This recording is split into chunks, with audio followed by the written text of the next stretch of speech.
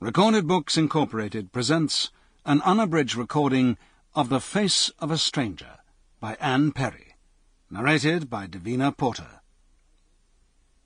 This work, copyrighted 1990 by Anne Perry, is recorded by arrangement with the Donald Marsh Literary Agency.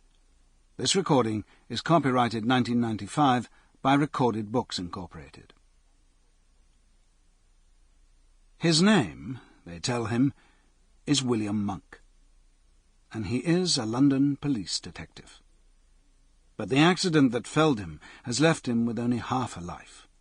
His memory and his entire past have vanished.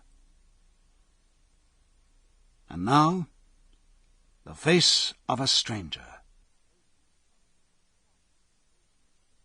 Chapter 1. He opened his eyes and saw nothing but a pale greyness above him, uniform, like a winter sky, threatening and heavy. He blinked and looked again. He was lying flat on his back. The greyness was a ceiling, dirty with the grime and trapped fumes of years. He moved slightly. The bed he was lying on was hard and short. He made an effort to sit up and found it acutely painful. Inside his chest a fierce pain stabbed him, and his left arm was heavily bandaged and aching. As soon as he was half up, his head thumped as if his pulse were a hammer behind his eyes.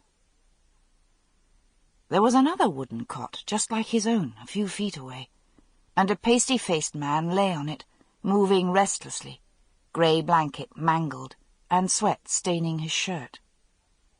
Beyond him was another, blood-soaked bandages swathing the legs, and beyond that another, and so on down the great room to the black-bellied stove at the far end and the smoke-scored ceiling above it.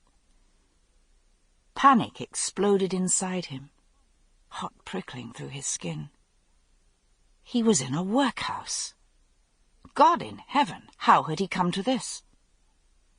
But it was broad daylight. Awkwardly shifting his position, he stared around the room. There were people in all the cots. They lined the walls, and every last one was occupied. No workhouse in the country allowed that. They should be up and labouring for the good of their souls, if not for the workhouse purse. Not even children were granted the sin of idleness. Of course, it was a hospital. It must be. Very carefully he lay down again, relief overwhelming him as his head touched the brand. Sample complete. Ready to continue?